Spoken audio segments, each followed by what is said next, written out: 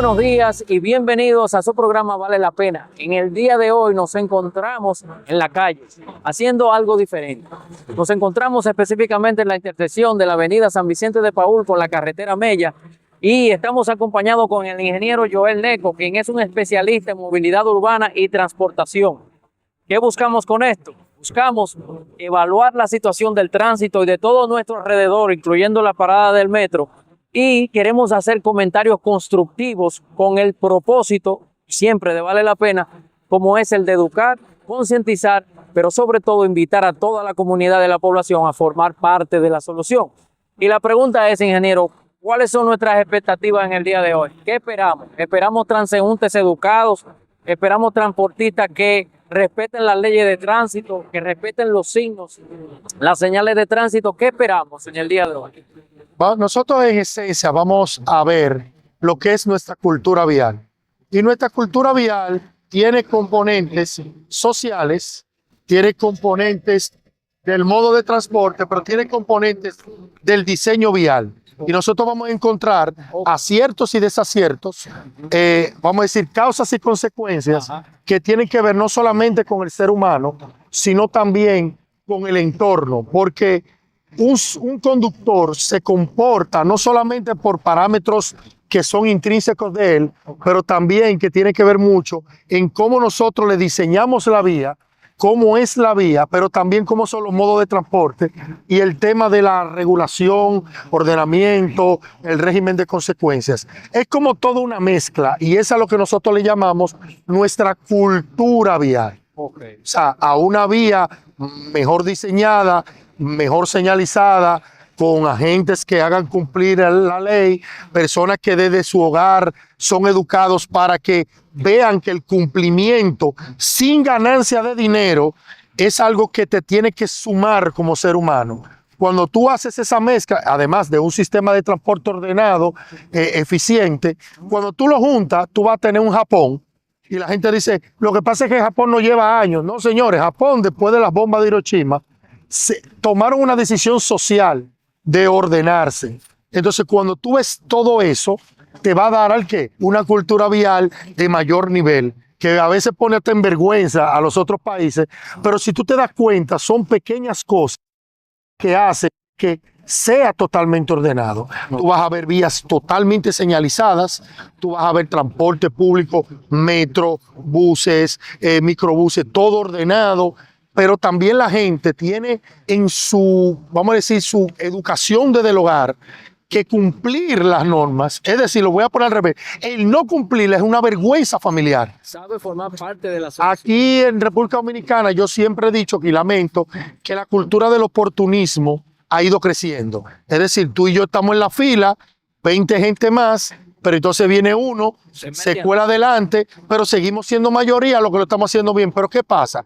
Hay otros que en vez de copiar a los 20 que lo están haciendo bien, copia al otro y copia al otro, pero que entonces cada vez más estamos viendo una involución en cuanto a esa cultura de nosotros en torno a lo social, pero también vemos problemas en los diseños. Que después podremos ver aquí mismo en esta intersección. Por ejemplo, mire aquí mismo, allí hay una rampa de la que usted estaba mencionando ahorita. Hay una rampa que de un lado está, pero del otro lado no. Justamente, si usted ve esa isleta, dicen, en cumplimiento a la ley 0513 de discapacidad, debería tener rampas para pasar este lado. Pero entonces tiene una sola rampa mirando a la avenida, bien, pero no tiene para cruzar. Si tú te das cuenta, no la tiene. Entonces tú no estás cumpliendo. Tú pusiste una rampa allá que no te cumple. Igual pasa a aquel lado. Tiene una isleta muy bonita, arborizada, pero no tiene la rampa para que la gente pase. No la tiene. Y esas isletas triangulares son en la bahía segura para tú hacer el paso en una vía tan grande como esta. Eso es un error de diseño. Sí. ¿Qué va a pasar? Que las personas van a hacer conductas desaprensivas para poder pasar y pasan donde quieran. Entonces fíjate cómo la cultura vial fue moldeada por fallos del diseño. Sí. Entonces es muy importante. Igual pasa, y justamente aquí en la carretera Mella, Santo Domingo Este, que la gente maneja como que no tuvieran carriles.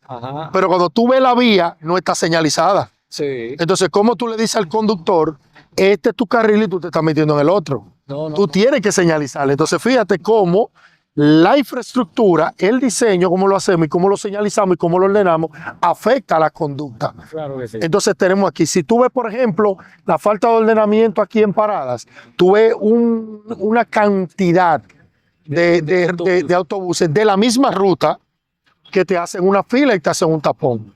Ahí debería de haber como una programación de frecuencia. Claro, tiene que haber una regulación que le diga, aquí o se pone una regla de solamente la unidad que va a hacer el transbordo, o como demasiado una segunda. Pero aquí vemos 3, 4, 5 y te hacen una fila. Y el pitín, Por ejemplo, cocina. más adelante, y lo pueden ver allá, está la parada de la ONSA y es una parada de buses. Sí. Que ahora mismo estamos viendo 2 buses, pero no hay un mobiliario urbano. No. O sea que ahora mismo llueve y toda esa gente tiene que salir corriendo. Entonces, el sol le da. O sea, tú no estás acomodando al usuario de transporte público, que al final va a decir, esto es un transporte incómodo. Y por ende va a buscar la manera de brincar hacia el vehículo privado, que es lo que termina congestionando las vías. Porque en el vehículo privado vas tú, Sí. y como mucho un segundo. Los análisis estadísticos dicen que el uso promedio del vehículo privado es 1,5 personas, Sí. ni siquiera 2. Entonces, tú usas 10 metros cuadrados, 12 metros cuadrados para transportar a una persona. Mientras tanto, en un bus la ocupación es menos de 1 metro cuadrado. ¿Ustedes ven la diferencia? Entonces, estamos descongestionando 10 veces menos si todos nos moviéramos en transporte público, por ejemplo, para poner un ejemplo. Pero si lo hacemos lo contrario, estamos congestionando la vía 10 veces más de lo que lo haríamos si lo hiciéramos en transporte público masivo. Ahora bien, es el transporte público y masivo ordenado, cómodo, económico, limpio, seguro, estético. ¿Me entiendes? Entonces, todas esas cosas influyen a que la persona se comporte de una manera u otra y eso es cultura vial. Yeah. Ingeniero, aquí lo que estamos viendo aquí, que está a nuestro alrededor, es esta fila en el metro. ¿Y entiende que eso es necesario o hay una manera, una forma de que esto pueda ser diferente? Porque, no sé, pero por lo visto, esto al principio del diseño del metro no estaba dentro de la concepción, porque yo entiendo que si tú le pones vagones suficientes, no hay necesidad de... Sí, claramente está. Entendiendo, vamos a decir, entendiendo cómo pensamos nosotros los dominicanos, siempre somos como, vamos a decir, incrédulos. Ujú. Incrédulos. Tú le propones algo y la gente, lo primero que comienza no es optimista, sino a ponerle. Cuando comenzó lo del metro, comenzaron tímidos. Sí. ¿Y por qué digo comenzaron tímidos? Una, porque veo, y ese error, es un error porque no se pensó a futuro, es que, por ejemplo, muchas de las estaciones, no todas, no prepararon sus andenes para para recibir la capacidad, o sea, la longitud de el tren, del modelo que eligieron, a su mayor capacidad. Eso El tren que eligieron es uno que se llama el Metrópolis 9000 de la Alstom, pero tiene la capacidad de mover de 3 a 6 vagones. Y en República Dominicana eligieron 3 vagones. Ahora es que se está hablando de 5 y de 6. Pero entonces ahora hay que invertir en ampliar los andenes. Ah, ya. Entonces, una falla que yo siempre le he mencionado es que si hay un medio de transporte que tiene todo medido en cuanto a sus pasajeros, es el metro. Sí. Tienen una curva exacta al día, a la hora, oye bien, actualizada de cómo va subiendo esa demanda a través del día y cómo ha ido O subiendo. sea, que tú tienes información suficiente para actuar a consecuencia. Justamente, si tú me preguntas por qué hay esa concentración, la primera razón es falta de previsión de quienes administran el metro, viendo que la capacidad de demanda, como ya la gente rompió la incredulidad, mira, ya es un medio que la gente lo usa, debieron hace mucho tiempo haber aumentado la capacidad de los vagones en inicio a la máxima capacidad de lo que los andenes reciben, porque alguien me decía, Neco, es que hay algunas estaciones como la tal y la tal que no caben, y yo le digo, pero ok, ¿cuánto caben?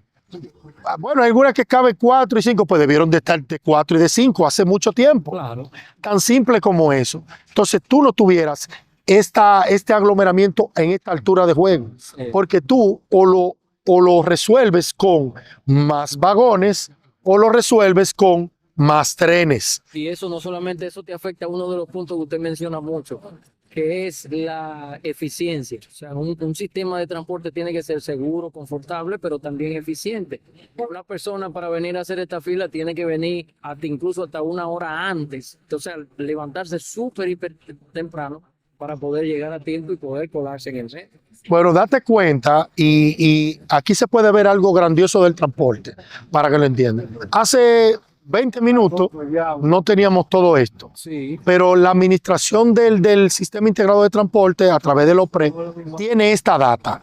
Esto ocurre todos los días. Sí. Es decir, ellos saben a qué hora se hace un pico, porque dentro de su guía, incluso las unidades de ONSA, tienen sensores GPS, donde ellos ya saben cuándo vienen. Esto es que vienen, por ejemplo, de Ciudad Juan Bosch, vienen de otras rutas, caen aquí. Eso está bien, tú los vas a llevar aquí a un transporte masivo. Pero si tú no tuviste la previsión de que a la hora pico de esta estación, que es una de las más concurridas, después de la de Máximo Gómez con 27, esta es la segunda más concurrida, que tú no le tengas aquí disponible X número de trenes con vagones, te dice mucho.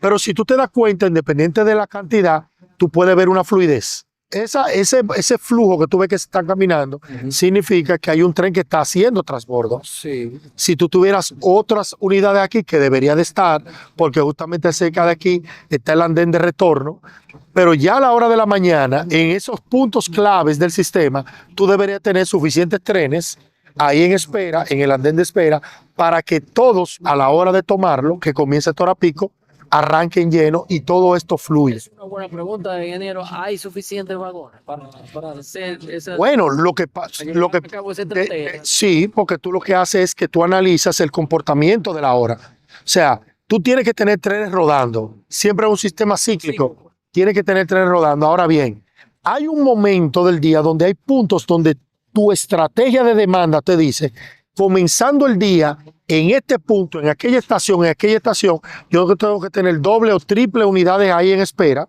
para entonces yo ponerlo a arrancar para que me recojan todas esas personas en el sistema y luego empieza a hacerse cíclico. Y eso tú lo haces desde la estación de control, donde ya cuando la demanda baja, entonces tú empiezas a ralentizar un poco para que uno se despegue de otro y comience la rotación cíclica de X distancia. Sí. Luego en el pico de la tarde, para poner un ejemplo, entonces tú vuelves a hacer lo mismo. ¿Cuáles son los núcleos que viene siendo desde la periferia hacia el centro y del centro hacia la periferia? Sí. Entonces esa estrategia, con personas que sepan de eso, sí, van a poder hacer toda una estrategia que tú no vas a tener como esa aglomeración.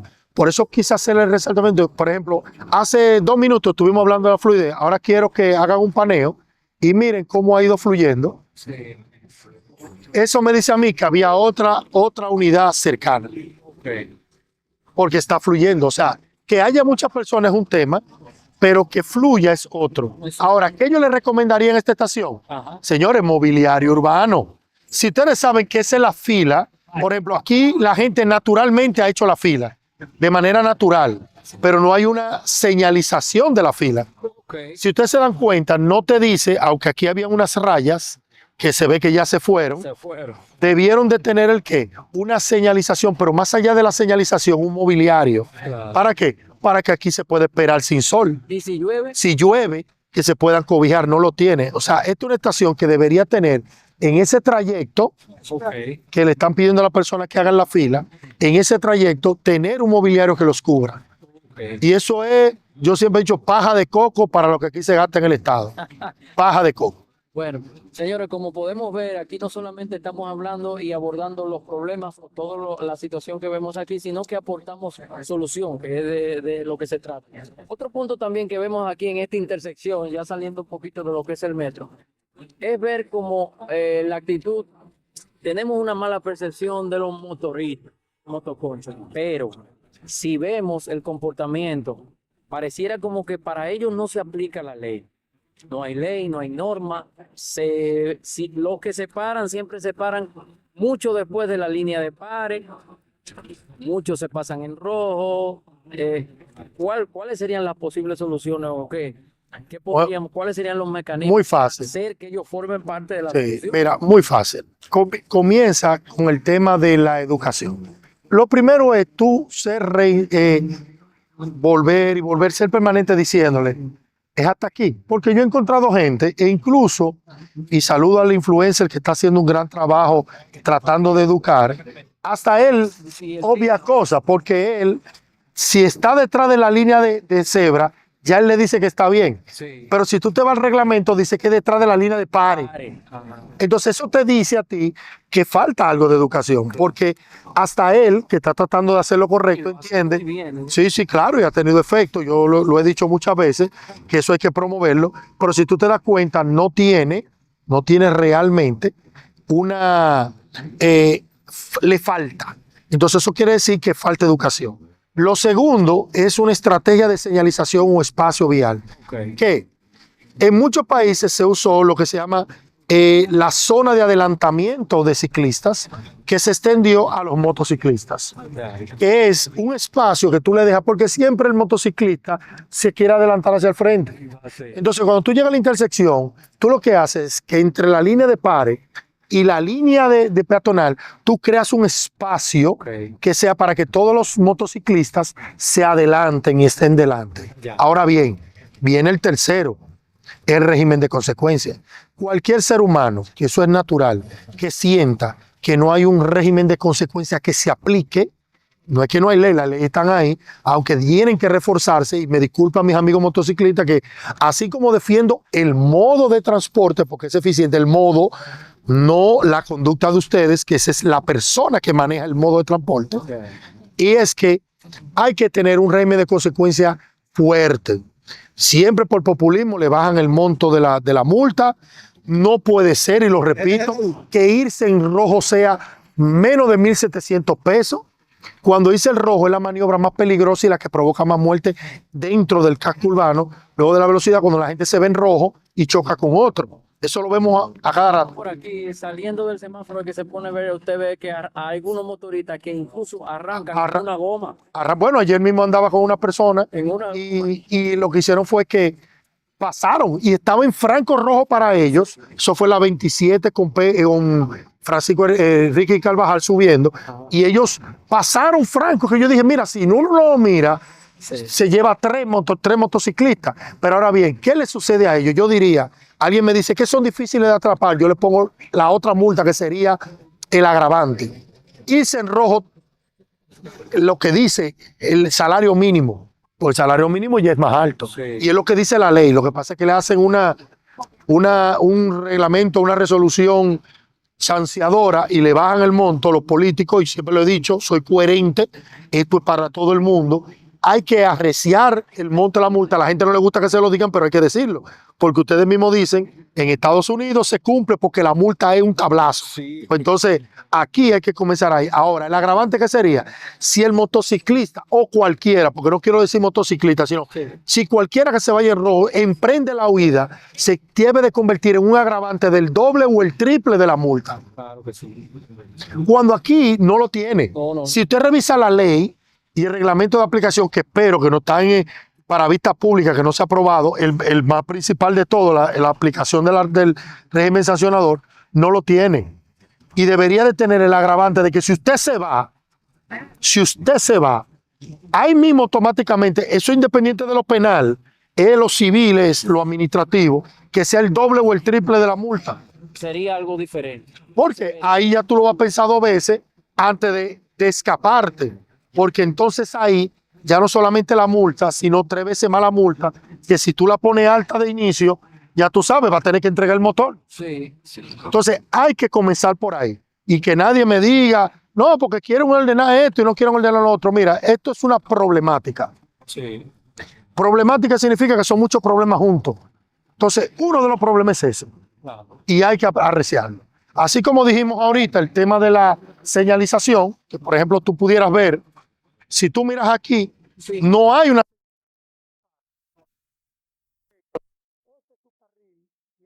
carril del otro, es que no lo tiene. No lo entiendo. Tú tienes esa situación, tú estás causando un problema. Claro. ¿Por qué? Porque ahí va a haber una inconducta. Miren lo que estamos hablando. Si esa zona debería ser una zona de avanzada, La línea de pares. exacto. Pero por ejemplo, aquí él cruza hacia el frente. Sí. Y entonces tú tienes un problema. Que aprovecho para decirle a mis amigos de la pasada gestión del ayuntamiento, cuando trataron de embellecer la intersección, mas no es una intervención de urbanismo táctico porque tiene que tener un sentido de función. Una de las cosas que les dije es que el tipo de pintura que estaban usando se iba a ir, porque estaban usando pintura acrílica. Ahora mismo, si tú lo miras, no se ve nada de lo que había. O sea, la señalización no es para jugar con ella. Incluso en Estados Unidos se criticó mucho la misma Asociación Nacional de Oficiales de Tránsito, la NACTO, dijeron la señalización del urbanismo táctico no puede confundir, porque la señalización del tránsito es clara. Puedes ligarla, pero no puede cambiarle el sentido. Es decir, que si tú ibas a hacer algo en el centro que tiene una señalización en cruz para que nadie se pare ahí, tú no puedes dibujar ojitos, porque tú vas a confundir a la persona, incluso a quitarle la atención. Sí. Y eso fue algo que dijimos. Pero hablando de zona avanzada, desde la línea de pares hasta aquí atrás, tú haces un espacio, Sí. circulando la que se ponen en pico y tú le creas un espacio para que puedan estar delante. Y ahí no hay ninguna excusa para que ellos se te adelanten a la línea de pares.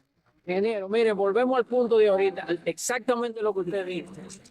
4 y 5 guaguas, autobuses de la misma ruta Miren allá, provocan un entaponamiento. ¿no? Y entonces hacen el doble estacionamiento. Fíjense como aquella que va al mismo punto a hacer la fila, se quiere ir al carril extremo de la izquierda para adelantársele al otro. Pero no solo Y ahí ahora te trancan el tránsito. Mírenlo ahí lo que estamos hablando. Miren cómo se paran. provocan el tipo embudo que ellos hacen.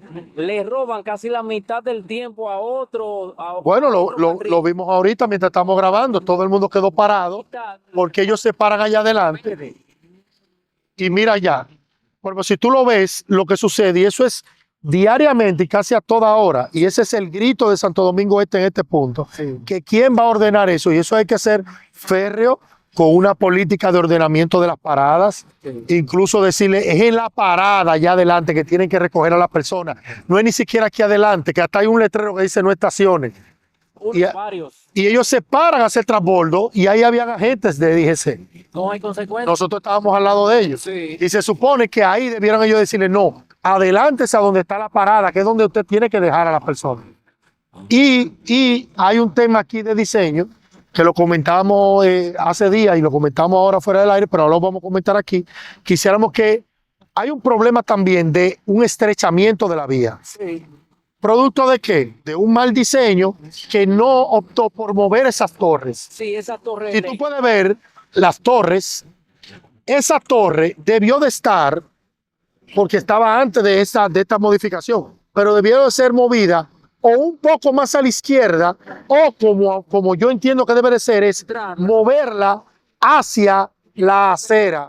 Y aquella que está allá, que se puede ver, que quizás iremos ahorita allá, es por no mover esa, hay una isleta que le queda frente a frente al que viene manejando y causa una confusión, incluso peligrosidad, y hay accidentes que han ocurrido ahí.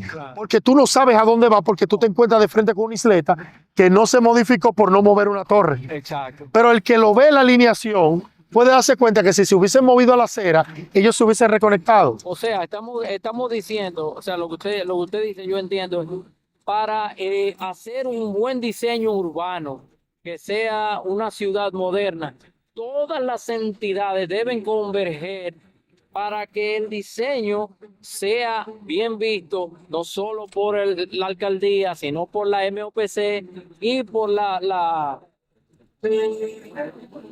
Miren la situación de lo mismo que usted estaba diciendo. Sí, se hace un cuello de botella ya, Y le roban. pero entonces el transporte viene, cogen los dos carriles, porque ni siquiera tienen esa cultura de... Por eso que yo digo que hay que hacer un carril dedicado de transporte público, para que ellos se manejen ahí.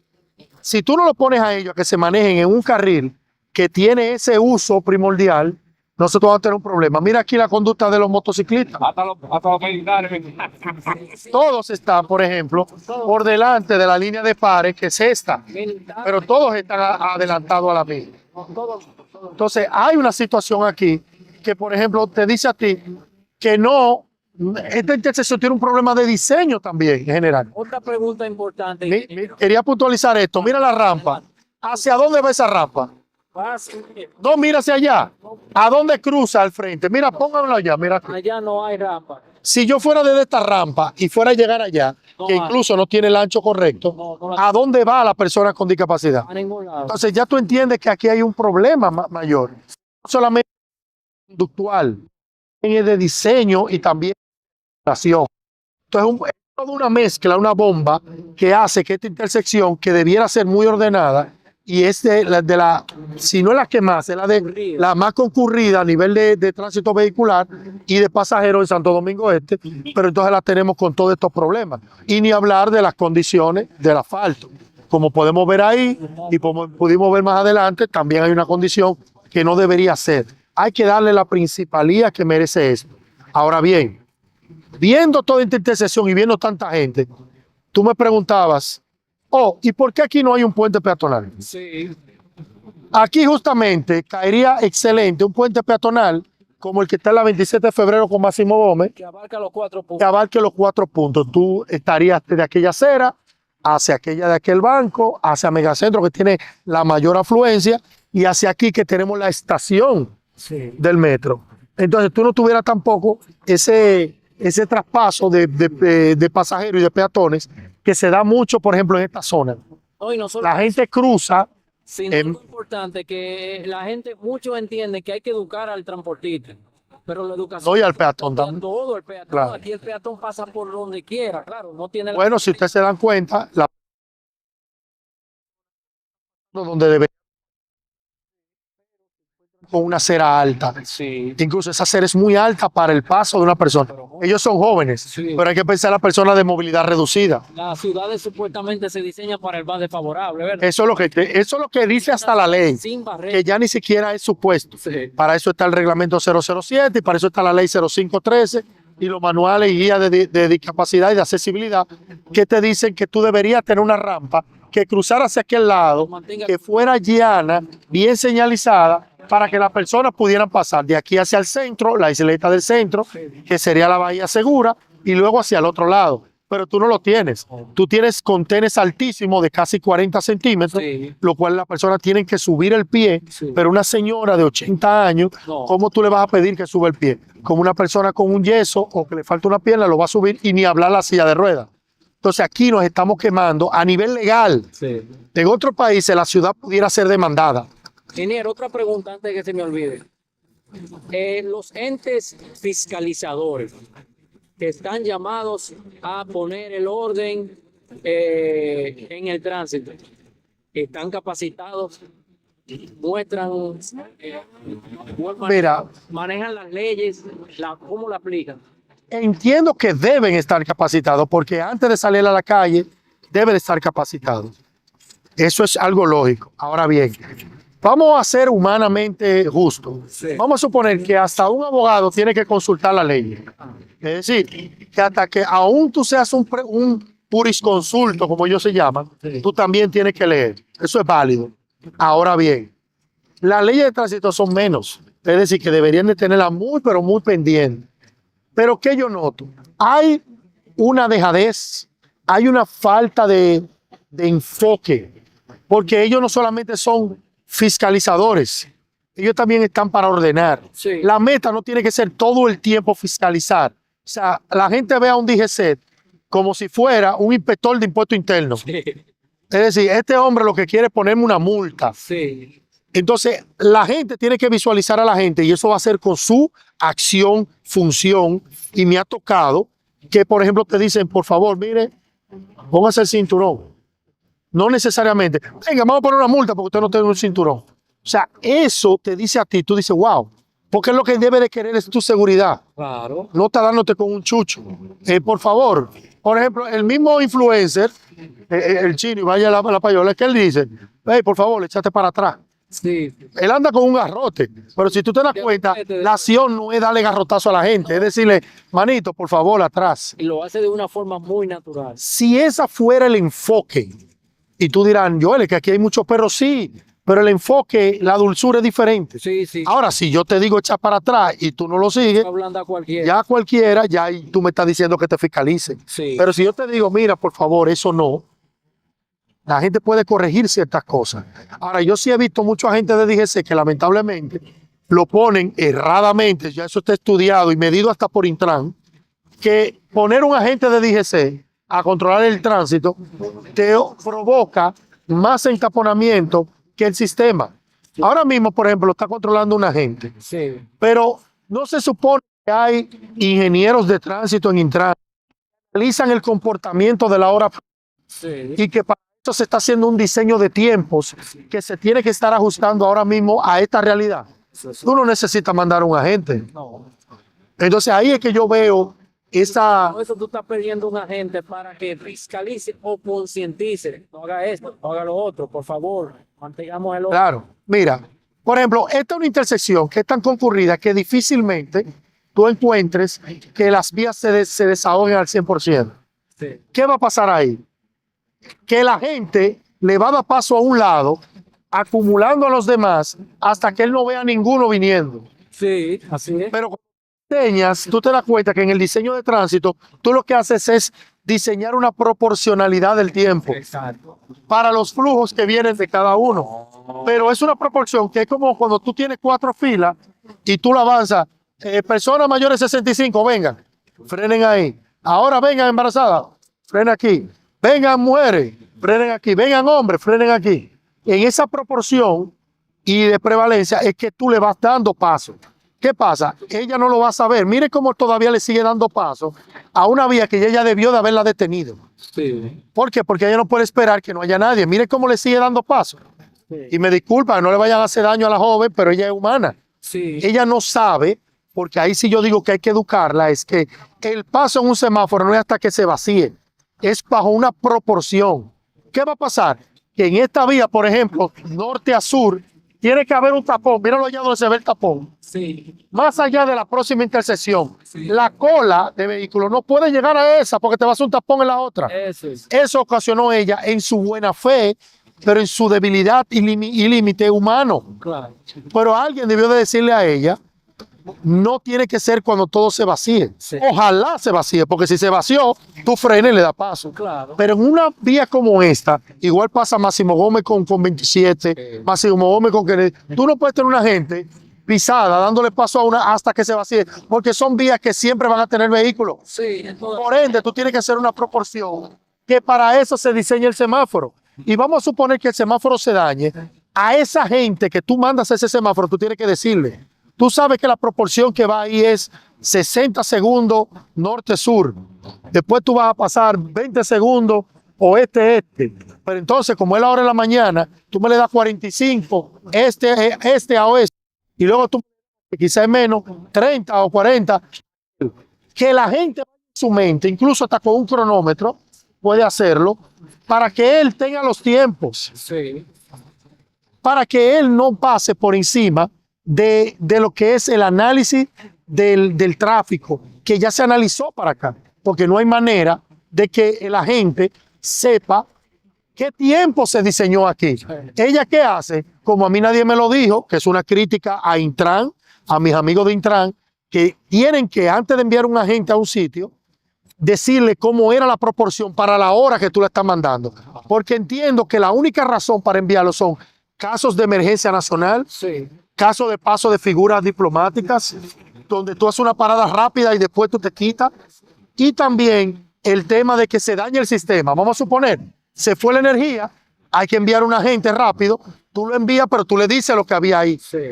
para que dé paso. Ingeniero, otra cosa, yo he visto que de aquel lado están tomando medidas, están poniendo vías de un solo sentido. ¿Usted cree que se podría aplicar eso de este lado, Santo Domingo Este? ¿Y cómo sería? No, claro que sí, mire. ¿Sería ventajoso? Si se diseña donde el objetivo de la estrategia sea mejorar el flujo vehicular. Por eso yo le decía a alguien, la estrategia de los pares viales son buenas para una cosa, pero te afectan otra. Claro. Es decir, si tu estrategia en este punto es que se muevan rápido los vehículos en una zona, tu estrategia tiene que ser hacer pares viales. Pero no es comenzando con las avenidas principales. Tú comienzas con las calles transversales a esa avenida Okay. para disminuir la cantidad de giros en conflicto y te agiliza la vía. Okay. Entonces, ¿qué pasa? Por ejemplo, aquí hay zonas donde entre un punto y otro hay demasiadas salidas de residenciales y te crean cruces. Para poner un ejemplo, carretera Mella casi llegando a la recién inaugurada Freddy Veragoico. Entre la entrada de Villa Liberación a esa hay 21 intersecciones de residenciales que entran flujo desde la avenida y hacia la avenida. Sí. Eso te lo ralentiza. Debería haber pares viales de esas calles para que ese cruce sea mínimo. Por ejemplo, aquí en la zona de Alma Rosa y el Ensancho Sama, a la Sabana Larga, que hay de una vía, la Puerto Rico, la Presidente Vázquez, deberían ser todas pares viales las que cruzan la sabana. Eso va a disminuir el tiempo del semáforo. El ciclo es más corto, menos fase, mayor flujo. Alguien me decía, ingeniero, pero ahora no hay como tantos tapones para hacerlo. Yo le digo, porque tú piensas a corto plazo. En pocos meses se va a inaugurar la ciudad judicial. Ay, sí. ¿Qué va a pasar? Porque ya se creó la jurisdicción de Santo Domingo Este. Sí. O sea que todo el que estaba cruzando para el distrito, para algo legal, Aquí. va a venir aquí. Sí. Y todo este municipio va a ir ahí a recibir Todo servicios. el que iba a la charla se mueve así. ¿Ya usted entendió? Entonces ese tapón va a venir a la Sabana Larga. Entonces tú tienes que estar preparado para ello, para poder crear una estrategia de pares viales para agilizar no solamente la Sabana, sino todo el cuadrante para otras implementaciones que vienen, como el tren metropolitano en las Américas, pero también el puente que se va a hacer, que va a ser con el eje Puerto Rico. Eso va a ser un flujo, o sea, son calles que ahora serán avenidas. Llegó el momento ya para finalizar. Vamos a hablar por lo menos 3 puntos fundamentales que usted entienda que serían las mejores recomendaciones para ayudar a paliar un poco el tema o la problemática del tránsito en Santo Domingo Este. Bueno, no quiero ponerlo como en orden, pero están todos dentro de los principales. Uno es el ordenamiento del transporte público. Y me refiero justamente a reordenamiento de las paradas. No puede haber un transporte ordenado cuando tú tienes un transporte público que se para donde sea a recoger y a dejar personas. Eso ralentiza la vía. Aquí hay que hacer un trabajo serio de reordenamiento de paradas, colocarlas estratégicamente y que haga juicio a la demanda, pero prohibir el transbordo de pasajeros donde sea. ¿Para qué? Para que la gente en la parada establecida, ahí vaya las personas y ahí las recojan y ahí las dejen. Eso va a ayudar muchísimo al flujo. Otro de los puntos muy importantes es semaforizar intersecciones que le hace falta y sincronizar los semáforos. Que vaya acorde no solamente con el flujo de ahí, sino que sean coordinados con la intersección que sigue. Por ejemplo, exactamente. Por ejemplo, aquí mismo en la San Vicente, en el trío Costa Rica, Puerto Rico, Club de Leones, tenemos ese problema, que tú sales de un verde y encuentras un rojo. Y están a menos de 300 metros una de la otra. Sí. Y la normativa de diseño dice que todavía 500 metros tú tienes que sincronizarlo para que hagan olas verdes. O sea, eso es vital aquí. Excelente. La señalización, régimen de consecuencia, educación, crear, por ejemplo, aquí como vemos, zonas de avanzada para los motores para que dejen de pasar la línea de pares, con una verdadera campaña de concienciación y educación que tiene que ser continua, desde el ayuntamiento y desde Intran. Continua. Con esa campaña de educación, de hecho, por eso estamos aquí. Justamente. Y la otra que es importante es corregir estos problemas de diseño vial. Que ahí va el tema de la señalización, también el tema de la conformación que tú tienes, de cómo tú vas a pasar en las avenidas, e incluso, me voy más allá, es el tema, por ejemplo, del mobiliario. No puede haber una parada de transporte público sin un mobiliario techado. ¿Por qué? Porque la gente se va a desincentivar a eso. Cuando tú los acomodas, la gente lo usa más. Porque la clave de descongestionar esto es el transporte público, lamentablemente. Pero la gente que me dice, ingeniero, para el transporte público necesitamos que sea ordenado, que sea cómodo, que sea limpio, que sea económico, que ya lo es, pero que también que sea frecuente y eficiente, y para eso tú necesitas los carriles dedicados. Algo importante que extiendo más allá de la ciudad es que en el país debe de comenzarse a diseñar las vías con un sentido multimodal. Multimodal significa que los diferentes modos de transporte tengan su espacio. Incluso ya la gente vio que lamentablemente, exacto, las ciclovías no funcionaron, y me disculpan los ciclistas, pero es por una cultura, pero debería haber una motovía.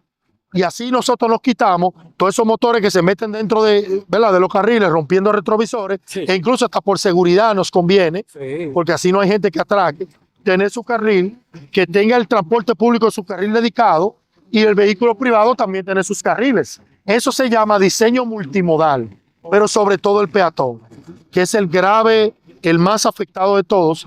Aquí por lo menos es ancho, pero en la mayoría de avenidas, las aceras parecen de calles internas de residencial, de lo estrechas que son, no tienen arbolado, la gente no lo entiende cómodo y por eso no va a caminar. O sea, nosotros tenemos que comenzar en la ciudad. Y lo más importante, que las autoridades entiendan que Santo Domingo Este existe. Sí. Santo Domingo Este es el municipio más grande del país en cuanto a población e incluso ya tiene igual o más población que el Distrito Nacional. Wow. Y es el que más movilidad y tránsito causa hacia el distrito y desde el distrito. Por ende, te está diciendo que si tú le estás poniendo muchos recursos de análisis de planes de movilidad en el distrito, Santo Domingo Este no puede quedar fuera de la ecuación. Y no como ellos lo tienen con 5 o 6 intersecciones, porque yo lo he visto. Es analizarme mi ciudad. Cuando tú tengas todo eso, entonces tú tendrás ahora los verdaderos pasos para un transporte ordenado y una movilidad eficiente en todo el municipio y también en el Gran Santo Domingo. Bueno, señores, ahí lo tienen. Hemos estado aquí evaluando, haciendo comentarios constructivos de manera tal que podamos todos formar parte de la solución. De eso se trata. Eso es lo que hacemos en Vale la Pena. Hoy ha sido todo por hoy y esperamos que este contenido les sirva de bien y permita que aportemos a la solución y que otros se adhieran. Las autoridades, que por favor presten atención a estos tipos de programas que hacemos bien educativos, donde involucramos a toda la población. Ingeniero, muchísimas gracias. Muchas gracias a ti. por Este permitirme programa es este espacio. suyo, ya no tenemos que decirle más nada. Agradecido siempre con usted. Esto ha sido increíble hoy. Hemos visto que usted ha desplegado su gran sabiduría y nos ha explicado todo lo que nosotros necesitamos entender para empezar a formar parte de esa solución de la que hablamos. Justamente, y como yo siempre digo, la solución comienza con una propuesta, pero solamente culmina con una acción, y en este caso la acción de todos. Bueno, señores, hasta aquí. Muchas gracias. Roalcan Prefabricados, resistencia y calidad por un tubo. Fabricamos tuberías de concreto, postes de cerca, para gomas, ladrillos, registros eléctricos y mucho más. Roalcan Prefabricados, resistencia y calidad por un tubo.